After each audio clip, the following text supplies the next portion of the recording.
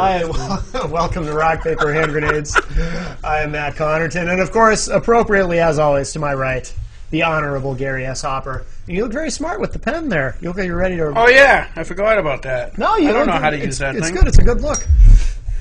You look like you're about to write down some ideas or something. No, no, that's not going to happen. Okay. But we do, Matt. Yes. We have Jim Rubens, who's going to try to unseat Jean Shaheen. Somebody needs to unseat her, right? I don't know. Where does she sit? In the United States Senate. Oh, I thought you meant like she's like... like you pull, no, not like pull the seat out from under her. Okay, good, because that would be... That's not what I mean. I don't mean it literally. It's figurative. Because that would be rude. Yeah. At least that's what I was taught. Yeah. So anyway, but also we are blessed. If people remember, there's the Dr. Daemon Hess. I do remember Dr. Hess. He's a nuclear geneticist from Massachusetts Institute of Technology. He rode up on his bicycle again today because he has a new... He's not going to be able to do this with a straight face. I don't know why. He's excited. He's excited. He's excited about his new invention. Damon, go ahead. Let's go ahead. Tell him what your invention is. Heliogum. Can we have the first picture? Heliogum. He's got he's invent. Well, we can get it. We can get it. We're almost there. Yes, here it is. Okay. No, that's not the first one. Okay, how about that? That's it. There we go. Okay, this is his new invention. It's called Heliogum. I don't know if you can see the bottom, but it's what does it say on the bottom? Something about toxic. There we go. Mildly toxic. Mildly toxic. It's just mildly toxic. It's Yeah, not that bad. it's okay. It's Right, okay. right. Yeah. It won't kill you It's like hot sauce, red hot. Okay. Yeah, it's like red Frank's hot. red hot. Yeah. Right. Okay. So anyway, that's enough for that. Thank you. Not, So anyway, tell them about that's Heliogum. Billy. No, you don't just tell them saw about up Billy there. yet. Talk about what your invention is. We have created a molecule that we put inside the gum, and when it is chewed, it slowly turns into helium. And since it is so light, it makes you and the gum float. It took me 3 years of research and development. On the year we finished, we let Billy, our lab rat,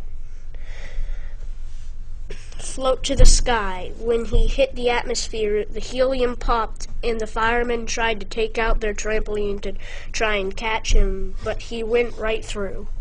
Okay, now we can show the pictures of the Heliogum in practice. There he is floating. That's Billy. That's Billy. Okay. And the next one, please. See? Oh, wow. Isn't that awesome? Billy must have been a little nervous, I would think.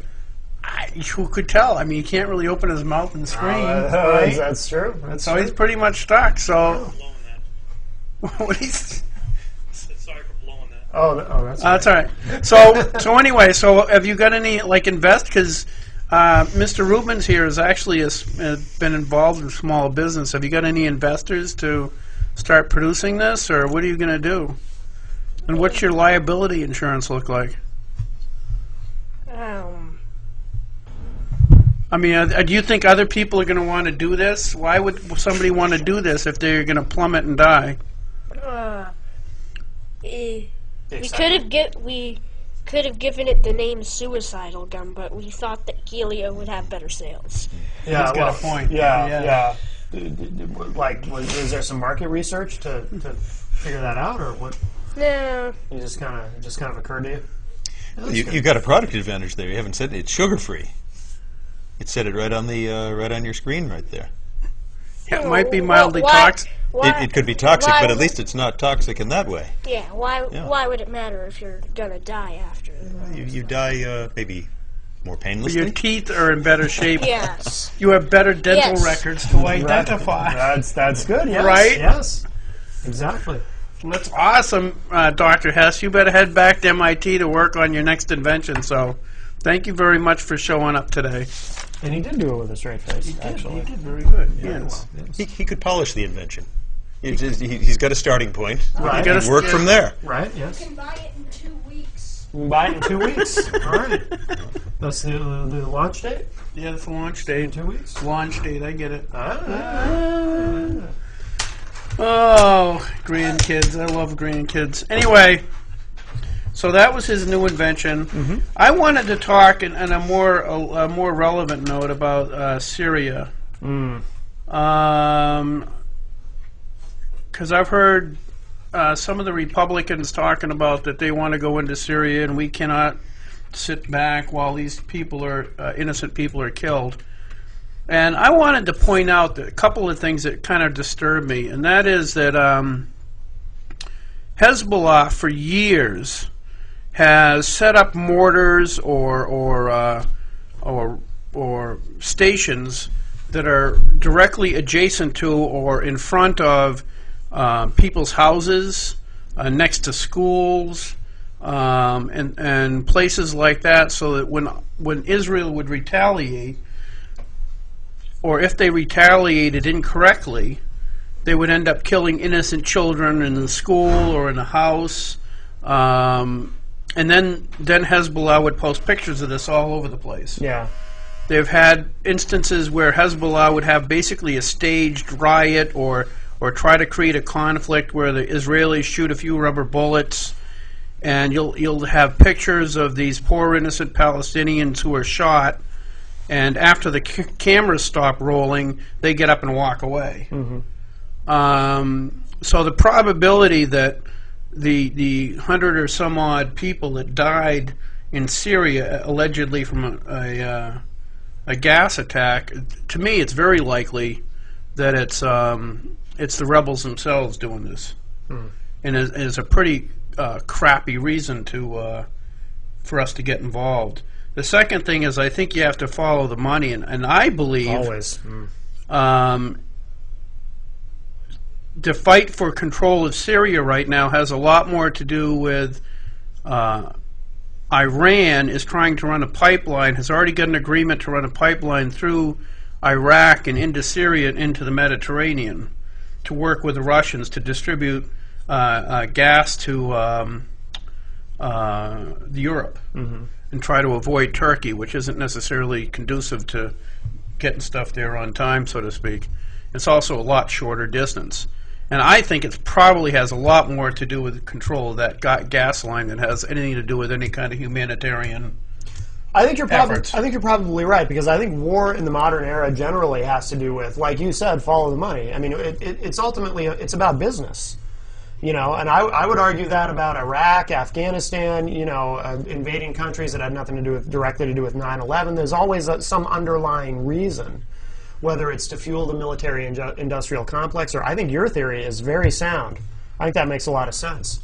Also, too, I would add, I'm a little troubled by, I feel like we're boxed in. Obama made that comment a while ago about, he said this is the red line. If there's chemical weapons used, that's the red line. And now that red line has been crossed, regardless of who ultimately is responsible. So it's like now it's really we're obligated because he said that. No. That's a thing I can tell he's not really a parent. Because if you're a parent, you run into this all the time. Yeah. Okay, I'll give you an instance. That was my grandson that was here earlier. His mother was about 6 years old, or maybe 5. Mm-hmm. We were in a Chinese restaurant, and she was acting like a little jerk. Yeah. And I said, if you do that one more time, you're not going to be able to eat dinner. Right. Okay, you have to think of you have to remember that you've got to follow through with whatever you say. Right. That's one of the reasons I'm not a parent. So guess who didn't get to eat Chinese food that night? Me. Right. Yeah. Right? Yeah.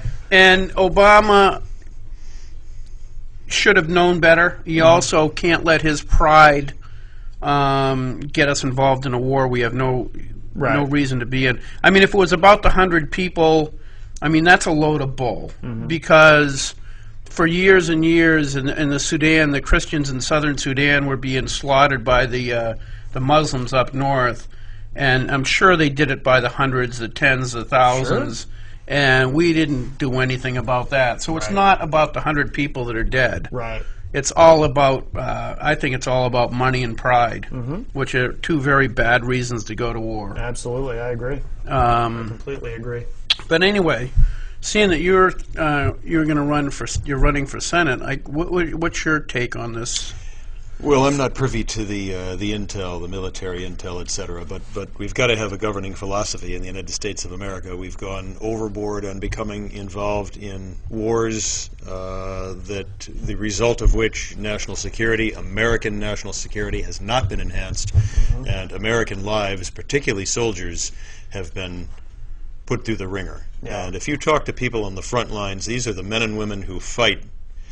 They are looking for a military doctrine in America which is more oriented toward national defense and less oriented toward nation building, particularly in places where you cannot integrate democracy and Republican doctrines of self-governance into the local culture. You cannot resolve civil wars that have been ongoing for decades, maybe centuries, through American military intervention. So that if American national security is genuinely not impacted, we ought to exercise restraint. But again, I'm not privy to the intelligence that I heard on the news today that 1,300 people were killed by this gas attack. But again, I bring forward and amplifying your theme.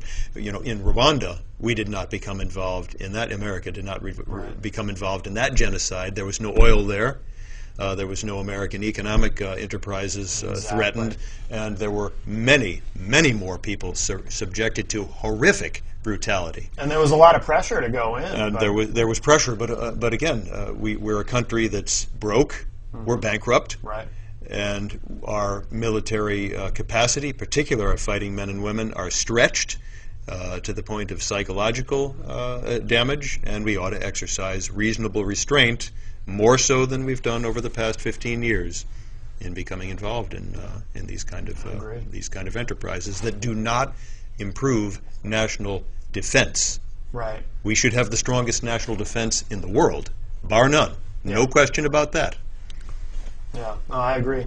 And the nation building doesn't work, and trying to democratize a place at the point of a gun doesn't work. And I think it was John Adams basically said that you can't, and it says that in the state constitution, in effect, that you can't have a republic without a moral foundation. And so you can't go into places like Iraq that have been ruled by tyrants for probably thousands of years and expect to set up a republic. Right. It's just and expect them not to resent us being there. Right. But we were actually better off with Saddam in there because he was actually opposed or did not align himself with all these terrorists. Right. He was in charge of the Ba'ath Party, which I believe is Christian, and now you have basically a more fundamentalist Muslim country in the Middle East. Yeah, we have Saddam contained, and he was contained. And on paper, he was really a secular leader. Very. And the same thing with Mubarak. Yeah, he was a secular leader who used to oppress his people, and then once the Muslim Brotherhood took over, you understood why he was oppressing those people. Yeah, and that's not to say these aren't bad guys, but no, they're not. They're not great. But you don't take out bad people and put in worse people, and and call that a success. Libya, we had Gaddafi.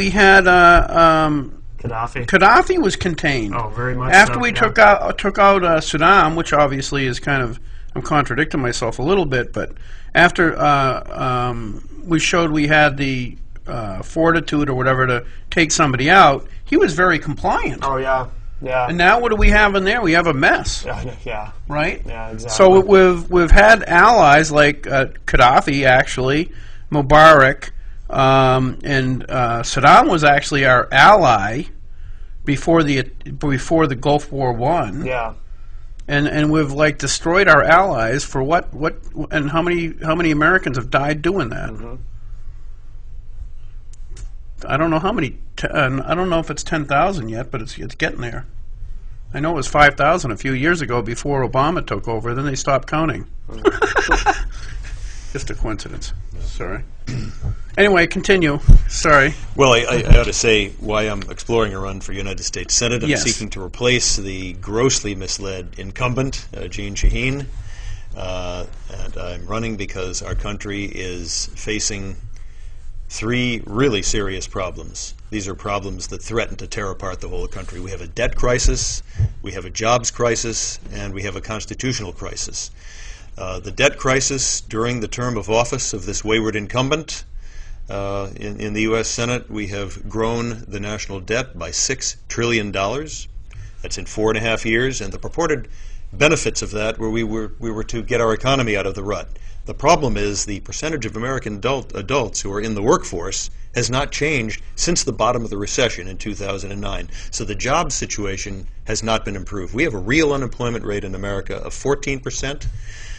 We have young people. Now, when you say real unemployment rate of 14%, you're talking about right, the that's people true. that are on unemployment and those people who just stopped The looking. people that filed for unemployment are the people who've given up looking for work but would prefer to have a job. And then we have, on top of that, we have 80% of the new jobs formed in America this year, to date, are part-time jobs. Yeah. So we have a very serious problem of people who are coming into the workforce or re-entering the workforce not being able to make enough to support a car payment, to buy a house, to raise a family. You have young people coming out of college with big debt. We have another debt bubble formed, over $1 trillion of student debt, coming out of college, getting part-time jobs at Starbucks, and not doing jobs up to the skill level that they've been trained for. We have people my age and younger laid off, coming back into the workforce, not making enough to retire ever in their entire lifetime. We have a very serious jobs crisis. So we've pumped up national debt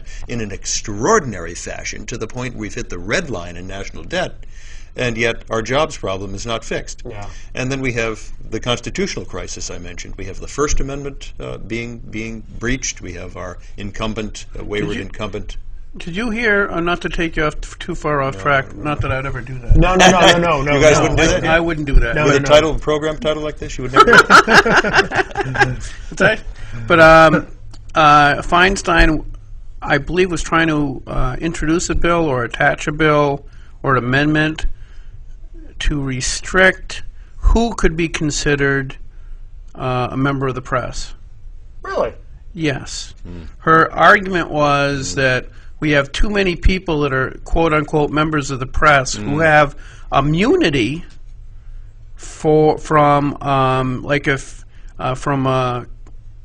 covering their sources. Revealing a source. Immunity Revealing from their source. prosecution, yeah. Yeah. So Right. anyway, so That's interesting. that's another. Well, the First Amendment is quite a problem for this incumbent and for apparently Dianne Feinstein, because people who are not worried about not getting invited to the next press conference that only people who are compliant get invited to. Correct. Those are people who are more dangerous because they're going to report, they're going to ask questions that are more embarrassing. So this incumbent, I'm going to come back to this incumbent again, which is the reason that I'm here. We have an incumbent that has not had an open town hall meeting in I don't know how long, will not face the people of the state of New Hampshire and just take questions about these burning, the debt crisis, the jobs crisis, face the public and answer questions. And then we have Obamacare on top of it. This incumbent is the 60th vote that gave us Obamacare, which has contributed toward this part-time jobs phenomenon in New Hampshire right here, even though they delayed illegally the employer mandate. You folks know about Right. this. This Yeah. is the employer mandate that requires if you have 50 or more employers, that all persons who work more than 30 hours have to have health insurance Right. through the exchange or otherwise. So employers in New Hampshire, even though they delayed the employer mandate for a year, are shifting employees down to 29 hours a week. And so you're having Yeah. severe stress here in New Hampshire. So you have employees who formerly had full-time jobs now having to get 2 part-time jobs. And it's extremely difficult on families when you have to juggle the schedules of 2 part-time jobs. Your people are getting less sleep, less time with their families, Yeah. and it's hard to do. I've seen that up close. One of Yeah. the And it's jobs. happening. One of the jobs I have. I'm a manager at a place I don't mention on the air, but Yeah. but I have a part-time employee. They would be embarrassed by that. Me mentioning them or not mentioning them? Yes. I had a part-time employee who I would typically give 35 hours a week to, and I had to cut her to 28 going forward because of that, of that exact reason. Yeah. And now she's going to have to pick up another part-time job, and she's not, and her schedule won't be as flexible and so forth. So I've seen right up close an example of what you were just talking about. So that's why. Can I ask you a question about that specifically? Yeah. So now you've got somebody who's like the person he used as an analogy is now doing 29. Is it anything over 30? Right. Right. Yeah. So now it's during 29 hours. Yeah. On top of that, are they going to be fined the? No, you avoid the fine. The employer or the employee or the employee employer, specifically. Well, if it's an employee and you're not part of an employer, you avoid the fine. If you're self-employed, for example, or unemployed, if you're an employer, you avoid the fine. If that employee is taken from, let's say, 35 hours and put down to 28, you avoid the employer avoids the fine. Right. So the employer's avoided the fine. Yeah. Isn't the employee still liable for that fine if they don't get themselves insurance?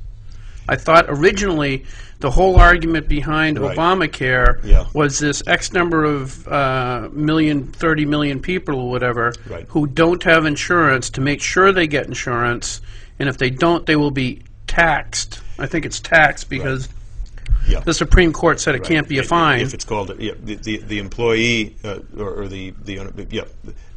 but the fine is low enough so it's much less costly than buying insurance. Right, but what I'm getting at is, so now you've taken an employee from 30 or 40, 30, say 8 hours a week. You're down to 28 hours a week, and on top of that, you're fining them. Yeah, that's true. That's true. That's another burden on these folks. So this incumbent is the 60th vote to have foisted this in the economy, and the purpose of all this was supposed to have improved health care in America, and what it's done is it's driving up the cost of health care in America.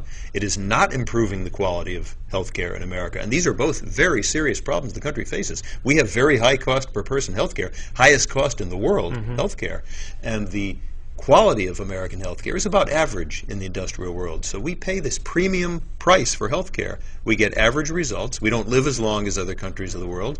We don't survive medical emergencies as well as other countries of the world on average. Yeah. And so we need to improve the quality of health care, but Obamacare does not deal with these problems, and it makes them worse. It makes it more bureaucratic, and it's forcing people to become part-time employees. So this incumbent who has the 60th vote to foist this upon America in the name of improving health care, which it doesn't do, needs to face the public. Hold open town hall meetings where members of the public, and this comes back to your question about embarrassing reporters, being credentialed. So these folks are trying to screen themselves from these kind of difficult questions, and these kind of difficult questions need to be asked and answered by incumbents in office. I know, at least it is difficult, but it needs to happen. Right, of course, yeah. I mean, even Kelly Ayotte, even after the vote on the gun issue, still held town hall meetings. Yes, she did, and they were difficult town hall meetings. They were very difficult. But she did it. She did it. She did it because that. If you're going to be an incumbent and insulate yourself entirely from the American public, and you're going to use First Amendment manipulations to prevent different types of reporters who might be more free to ask questions that are difficult, if you're going to insulate yourself from those kind of reporters, you're no longer accountable to the public. And so I make the point about this incumbent here in this state who has this 53% popularity range. It results from being insulated completely by her handlers from the American public, from the New Hampshire public. Yeah. And I don't think that's a fair way to govern. No. And I am here to challenge that. I am facing and will face members of the public and answer difficult questions. Yeah. And the questions are really difficult right now because the country's in we're in a country right now, we're facing challenges as significant as we were coming into World War II. And this is a time when politicians and candidates need to be subjected to the difficult questions and come up with answers that survive these difficult questions. I believe there are solutions, not the ones the incumbent is proposing and executing. Do you think the fundamentally, where's your position on states' rights as far as Obamacare is concerned? Well, Obamacare goes in that.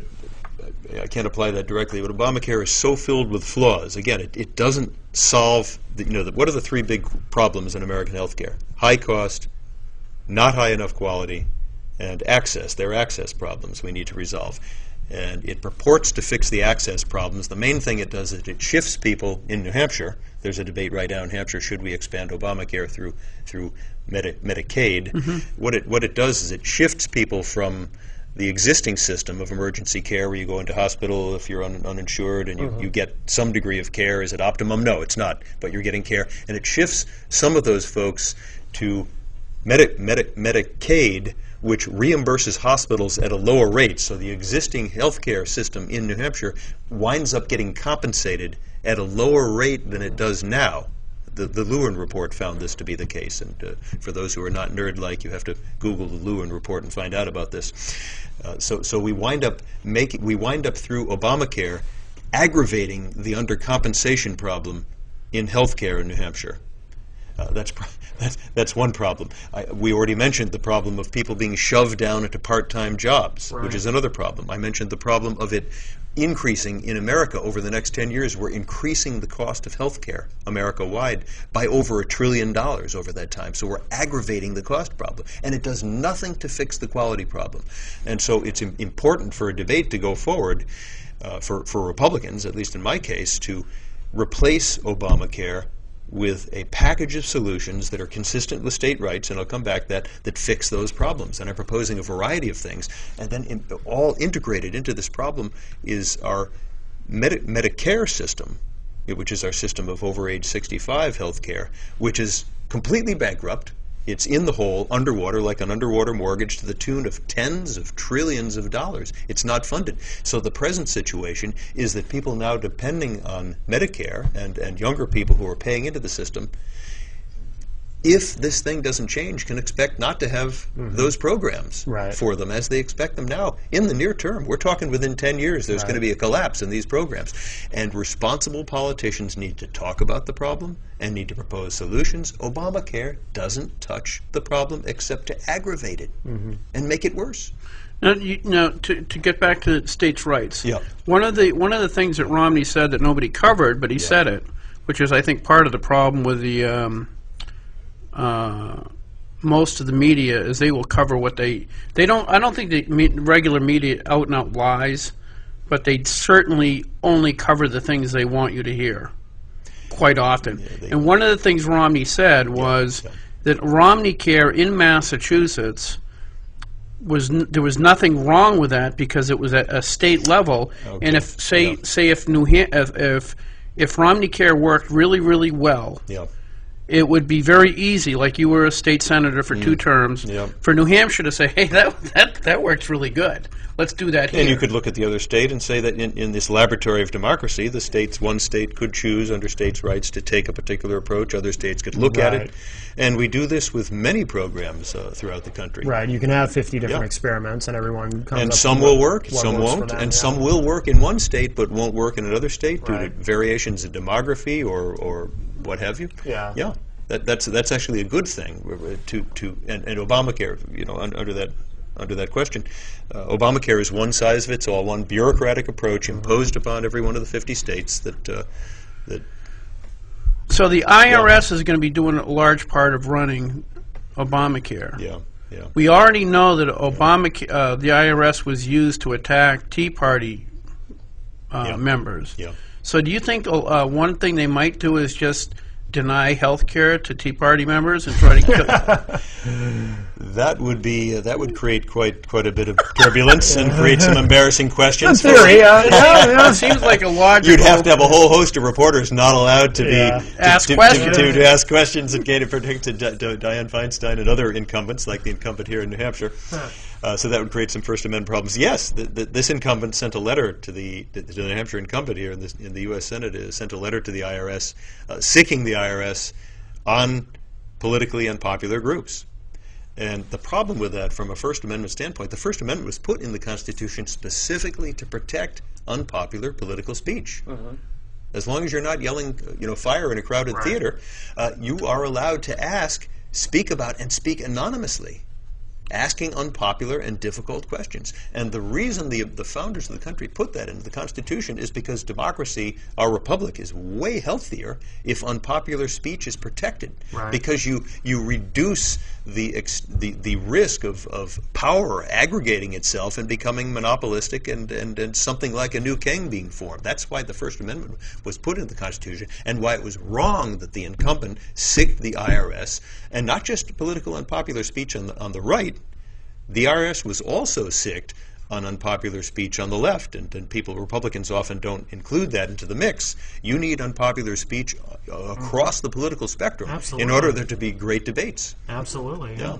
Yeah, but like you said, it was the First Amendment. Political free speech is almost absolute under the Constitution. Yeah. Okay. That's what our Constitution is. It's the fundamental guidelines that restrict government from doing things that government wants to do. The founders knew that government and people in power want to increase their own power, increase the power of government, which in essence, in the end, reduces freedom. I asked. Yeah. I'm not going to say who, Yeah. but there was a Democrat that ran against me. I talking to him after the scandal, the IRS scandal, Right. and I says, "Don't you see the inherent problem with the Internal Revenue Service attacking people?" Yeah. And he says, "No, those groups are bad. We should." Well, that's why it's important to remember that some of those groups are left-leaning groups that the IRS investigated they and attacked suppressed. some of I think a few, but they attacked Yeah. some of the what are they 1%ers? Tea Party, Patriot groups, but they also attacked what was the Occupy movement. If you had the word Occupy in your name, they went after those folks. They went so far, the IRS went so far as to go in and require churches, not to say certain things from the pulpit. They ordered churches not to preach anti-war messages from the pulpit. Yeah. Jesus Christ himself preached anti-war Right. messages.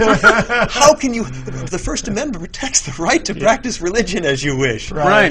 Exactly. This is what the IRS did. Yeah. And this incumbent sicked the IRS, a tool of the government that we use, we hope just is in the business of helping us collect taxes according to the law, go far beyond that. Oh, yeah. Oh, way beyond. We Dangerous got a call. Go ahead. Call. Yeah. Oh. Hi, Roland. You're on the air. Hello? Hello? Yes, I'd like to talk about Obamacare. Yeah. Okay. If Obamacare is so great, how come the congressmen and senators are not into that program? Plus 4,000 other exemptions. Tell me that. So I want to know why they don't join the Obamacare. Because they're congressmen and senators and... They're Roland. They're better than us. Yeah. We're peasants. We're peasants, Roland. Come on, you know better than that. Well, they also... One more thing. Yes. Did you know that Obama spent between $60 and $100 million to go to Africa? Oh, that stuff is silly. Now listen carefully. I was for it until I found out he was coming back. Okay. All right. Thanks, Roland. Thanks, Roland. That's good. It's comedy. Yeah. Well, Roland makes a good point there. See, some of the congressmen and women who passed Obamacare read the bill. Very few did, but some did. Yeah. And by reading that bill and seeing everything that's in it, well, how many pages? It's over 2,000 pages long. And so some of the things in there, really the first person to read it is the first person to understand that it's a problem. It's got more problems than it has solutions. So you're going to want to exempt yourself. Well, didn't Nancy Pelosi say at one point we have to pass Obamacare so we know So we what's can in read it. Yeah. So we know what's in it. It's an amazing statement. Yeah, it was. But, yeah. Profound. Yeah. A wonderful glimpse into how our government works. Yeah. So the Congress people, these folks are going to be the first to know what's in it. Those who've read it, Right. And so they're going to be the first people to exempt themselves. But Yeah. it doesn't. So again, I got to be serious about this because healthcare cost is a serious problem. It creates this very serious problem with Medicare and Medicaid, which need to be fixed, and it does not fix those problems. Yeah. Okay, so we've covered healthcare. We got to talk about my favorite subject. I want to know because a lot of people will be interviewed and they'll be asked, would you vote for this, yes or no? Yeah. I want to know what your stand is on the Second Amendment, but not just what your stand is, but why it is. Well, the Second Amendment, the Article 2A of the New Hampshire Constitution, and Article 2, the Second Amendment of the U.S. Constitution. When were you in the Senate? In the 90s. Okay, so Crow Dickinson got that in before you were there, actually. Oh, Article 2A was there before I was there. That was Crow. When was that? Oh, he's the one who put that. Yeah, it was in the 80s. Yeah. Yeah, it was before my time. So persons who are law-abiding citizens, according to these two constitutional doctrines, have the right to own and use firearms for all lawful purposes, and it's there to protect those amendments are there. They're fundamental, and they protect those rights. And when I was in the state senate, we had tough issues and tough firearms issues come up every 2 years, and I voted on them, and I got an A record from NRA, A rating from NRA as a result. Now that the tough questions change every 2 years with respect to firearms. But why do you believe why? this? Why? Why? Why is the Why First is it Amendment? important? Why is the Why First is- Amendment? We talked about why the First Amendment's in the Constitution. The Second Amendment is in the United States Constitution to be sure that individual citizens have the right to resist tyranny. That's one of the reasons. There are other reasons, but that's one of them. And the American people and firearms owners jealously guard that privilege and don't like the idea of things like a national database of ammunition, which the UN would like to impose upon America. Small Arms Treaty. Yeah, or a national registry of who owns what firearms. On the other hand, we don't want firearms to fall into the hands of criminals and mental people who are mentally incapacitated. I don't believe he singled you out on a program like that. Unbelievable. That's why I'm not allowed to have a gun. Oh, yeah. No. I'm also not allowed at the beach, but that's for other reasons. Yeah, that's other thing. No, we're just kidding. Sorry. So I hope I answered your question. Well, that's it. As so many people think, if you listen to the media for the last 20 years, they talk about the Second Amendment. National propaganda radio will invariably talk about, well, they don't need those for hunting, as if hunting has anything to do with the Second Amendment, and it doesn't. Hunting is important to many people in New Hampshire. Yeah. We have a hunting tradition in this state, so that's a piece of it. But I would say that most people in New Hampshire who I meet, who are firearms owners, think first about self-defense. To protect themselves against criminals, and also think about their ability to resist tyranny if it ever comes to that point. I don't think we are at that point. No, that'll be next week. Yeah. I think we got a week. I think we got a week left. I think next week is Ravens self-defense is extremely important to many firearms owners. Yeah. Now, in the state senate, you it actually kind of shocked me when I 2000 I got first elected. And it shocked me how frequently, now we're going to go back to the 10th Amendment, how frequently the federal government, in effect, blackmails states to do, we want you to implement this program. I'll give you the example. I was on the Fish and Game Committee, and there was a bill to include your Social Security number on your license, fishing and hunting license. And so we asked the people that are presenting the bill, why? Why would you need that? And we were told that if we didn't include it on the fishing license, the federal government was going to withhold funds to the New Hampshire Fish and Game Department. Right. What are you going to do as a federal senator? Try to start curbing some of those blackmail techniques. May I digress for a moment? Just say digress my name again. away. Jim Rubens, exploring candidate for U.S. Senate here in New Hampshire, 2014. This election comes up next year. There's a primary next September. So the name is Jim Rubens. And back to healthcare again. I have a package of solutions that are on my website, so I have not mentioned them here because they're long and they get nerdy because it's a nerdy subject. JimRubens.com. JimRubens.com. You can go to my website and you can see a package of solutions that are consistent with conservative values that actually address the cost, the access, and the quality problems in American healthcare. Transparency? Do you talk about adding transparency to the system? There are a package of 25 solutions that I'm gradually adding to my website as time goes on, as I have time to research them. But some of the solutions, that's one of them. Great. The public, it's not a be all and end all, but it would be very good for the public to have risk-adjusted qualitative measures of providers and doctors. So if you're a surgeon and you have a lot of high-risk patients, and you want to compare that to another surgeon that does a type of heart surgery that has a lot of low-risk patients, there should be a means for the public to compare the quality. Absolutely. You know, how well those surgeons, those students, and remember I'm adding the word risk-adjusted because I'm a nerd, and we have to do it right, and we need to know the cost. So transparency in quality, transparency in cost. If you read Time magazine, Stephen Brill's article, a long 60,000-word article about the failings of American health care system that are not resolved by Obamacare, it would also be good for the American public to know the cost. If you want to get a colonoscopy, I want to be able to shop for it, you know, in a simple way. Right. And I want to know how effective the provider is at giving me accurate results in that colonoscopy. That can be done. Sure, absolutely. So back to the 10th Amendment here. So if I were working to construct Obamacare, or a solution to health care, I would not use this carrot approach of bribing states. And here's what Obamacare does. We bribe states with Medicaid expansion money. And New Hampshire, you've heard the numbers. It's $2 billion, isn't it, over the next 10 years of money.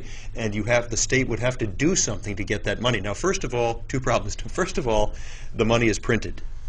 This is money that's printed by the Federal Reserve Board. It does not exist. It's not being raised by taxes. It's increasing debt, and it's loading that debt onto our kids and grandkids in a massive campaign of generational theft. And the incumbent who now holds this seat was the 60th vote to pass this bill that bribes New Hampshire citizens with an expansion of Medicaid with printed money, debt from which is being loaded onto our kids and grandkids, and there's no way that they can possibly pay for it. And this fact has to be made known to the American public. Now, the bribery here in New Hampshire, the other problem with this bribery is that it will actually increase the problem, as I mentioned earlier in the program. It will increase undercompensation to hospitals and providers in America. When you actually look at the numbers, it doesn't solve the problem even within New Hampshire, even if you ignore the fact that it's printed money loaded onto our kids and grandkids. So that the federal government is bribing New Hampshire to make a bad decision in two ways in order to get some to get some short-term cash. Well, the other thing too is when it that does. Was a long answer, but forgive me. No, well, I think we got an hour. And one of the advantages is that you can give a long answer. So, right. But this would not work in a two-minute debate. Because that's the problem, is that people want, you know, sound bites for instead of actual solutions. Right. But along that vein, a lot of the blackmail situations that I've seen the federal government do will say, we'll give you X number of $1 million to get program A started. Right. Yeah. And so you get that program started. Well, now you're left holding the bag. Right. The example is, and everybody sees this locally, is when they went to the federal government said you had to provide X number of or a specific care for kids of special needs, the mentally retarded or the special education law. There's a good example. They promised.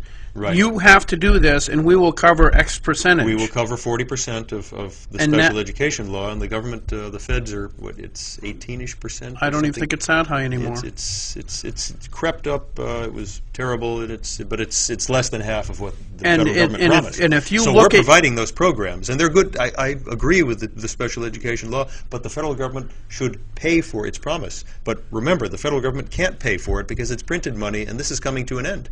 Right, but they blackmail us into doing something, promising they're going to pay for it. But what people might not understand is that Congress every 2 years changes. It is a brand new Congress. Right. Congress, the Congress of today can promise you anything they want, and the next Congress that gets sworn in is not obligated to fulfill that promise. That's another problem. So when the federal government says, "Oh, you start this program, we're going to give you 40% of it," the next Congress says, "That was a stupid deal. We'll give you 5." Right. And so every time that the federal government blackmails you into something, you got to presume that you're going to end up saddling the price of that, or being saddled with the price of that ad infinitum. That's a really apart from all the constitutional problems with that. That's why it's a really good idea for people in states that are looking at these programs that offer us money to reflect upon the fact, or at least the question, what is the likelihood that Congress is going to keep that promise? Given the fact the United States of America is on paper bankrupt. We're underwater by several years of our total economy. Yeah. The present estimate of the extent to which existing federal debt, which is a little under $17 trillion, added to the underfunding of Social Security and Medicare, that total ranges, and the low number is about $70 trillion, up to the high number of $220 trillion.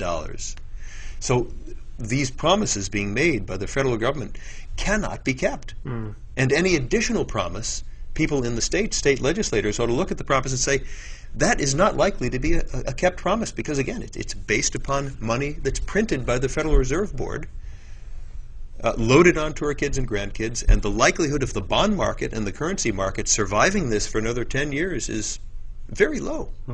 This is coming to an end. Yeah. So this is why people in New Hampshire can't wait another 6 years for this incumbent to go, because we have a history of popular politicians, let them stay in office, This popular politician gave us Obamacare, is printing money, is driving our nation into debt, is loading kids and grandkids with debt that cannot possibly be paid, is not solving our health care problems. Yeah.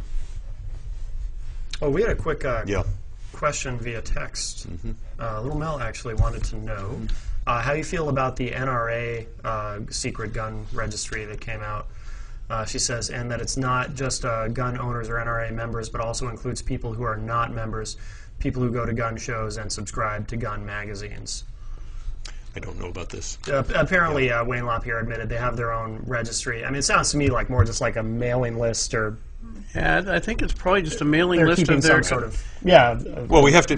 This comes up with. That's a private organization, Yeah. though. It's not the Yeah. government doing that it. was so. that was my argument. This, Yeah. this question comes up with respect to Facebook's got quite a list. True. Right. This question comes up with the Fourth Amendment, the extent to which the government has a right to search and seize our private effects, like our emails, our lists, what have you, without probable cause. The Yeah. Fourth Amendment says the federal government cannot do that. The federal government, we now know, is doing this. The NSA constantly. They are capturing data. They're capturing our search terms on the internet. They're capturing our emails, including the content of our emails. They're capturing so-called metadata from our phone calls. They're combining that with commercially available data about when we buy a camera, where we buy gasoline with our credit cards, and they're amassing this data in a data warehouse just to be completed next month in Utah, a $2 billion data warehouse that will require 75 megawatts of power to process all this data, so they can search the data they've seized from Americans to purportedly make us safe. Now, the American Constitution, under the Fourth Amendment, again, prohibits the federal government from searching and seizing our private data for any purpose unless there is a named and specified probable cause naming the individual citizen with a credible characterization of some potential crime having been, or potentially having been committed. I think it says they have to have basically a witness. Somebody has got to say that you have to come before a judge and say, here's a colorable case we can make that this particular individual, a named individual, has committed a specific crime, and here's the kind of evidence we think we can find if you allow us to search and seize the personal effects of this particular person. And a judge has to say, that sounds like a colorable claim. We're going to let you go ahead and do that in this particular instance. Now the federal government is seizing and searching our personal effects, our data, my personal individual data, and yours, and everyone here seeing this, without any colorable claim, without probable cause. So now we allow that to happen for commercial enterprises. The NRA and Facebook and Google capture a lot of personal data, but that's not the government. Right. And I've heard people in Congress, including our incumbents, say it's all okay as soon as President Obama explains it all to us. We'll become comfortable with all this. Right. No. We should never become comfortable with the government. So we allow voluntarily private business organizations and NRA to capture data about us. Sure. They're not the government. Right. They cannot, with the force of law, come and take away our freedoms. Right. Yeah, and we can discontinue our relationship with the NRA or Google anytime we wish. Right. Google's a little tougher, but It is tougher, but we can, you can go hide in a cave somewhere. Yeah, You can stop using your credit card, Right. but you can do so. Okay. yeah. Right, you have Yeah. when it comes to Google or Facebook, you can stop your account. Google, Right. there are ways around And Google. there are ISPs that provide privacy, and you can Yeah. you can stop using Comcast, which is part of this process. But it's beeping. Your phone's beeping. boy, let's. He's an important man. Poor man. That's Got right. A couple of calls during our time here. You can answer them. It'd be interesting. Yeah. My wife tell me to come home for dinner. Yeah, now. right. Pick up some milk. Right. But yeah, it's that was the other thing. I'm glad you brought Yeah. that up because that was the other thing. Yeah. It's just I asked Ron Paul. I'm not one of his supporters, but I respect him. Yeah. And he had a meeting a few years ago, and I asked him this question. It was kind of rhetorical, but I said, I used to think Orwell was a prophet. Now I'm wondering if the United States government is using his 1984 as a manual. It's just it's insane. Right. I've been warned not to compare this, but you look at the history of government, and again, why did the founders put the Fourth Amendment, one of these Bill of Rights, one of the first 10 Bill of Rights? Why did they put this into the U.S. Constitution? This prohibition against the government seizing, which is what they're doing. They're seizing, and if the algorithm says go ahead and search, they go ahead and search. If you send an email with some difficult keyword in it, like bomb Iraq, that might trigger an algorithm that NSA is using, and then all your email and your phone calls will then be searched. Yeah.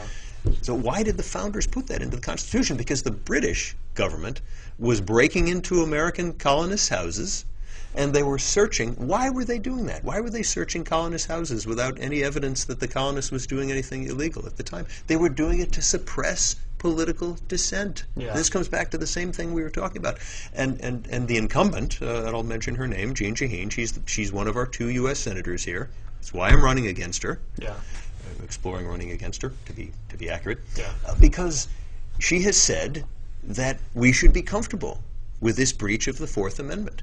And that's why I say that we have 3 major generational crises that are huge in America. The jobs crisis, our debt crisis, and this series of constitutional problems that are really historic in proportion. She also voted against the Second Amendment. So Recently, as she So apparently she hasn't read the Constitution. And I want to tell the viewers, because we don't have any time left, that I'm avoiding social issues pretty much when I'm talking to federal candidates, because social issues really don't come up in Congress almost at all. Right? I mean, they really don't.